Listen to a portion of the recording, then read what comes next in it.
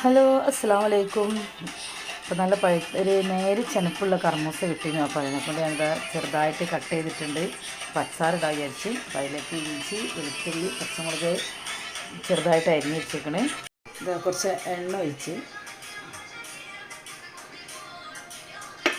ഇതിലേക്ക് നമ്മൾ വെളുത്തുള്ളിയും ഇഞ്ചി ഇടുന്നുണ്ട്. കുറച്ച് പച്ചമുളകും ഇട്ടെടുക്കുന്നുണ്ട്.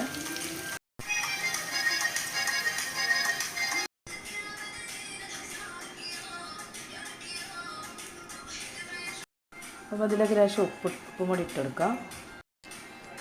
പിന്നെ അച്ചാർ പൊടി കേട്ടോ, ഇതിലേക്ക് കുറച്ച് അച്ചാർ പൊടി ഇട്ടെടുക്കാം നമുക്ക്. ഇനി ഇതിലേക്ക് പഞ്ചസാര, പിന്നെ ഇതിൽ കുറച്ച് സുർക്ക.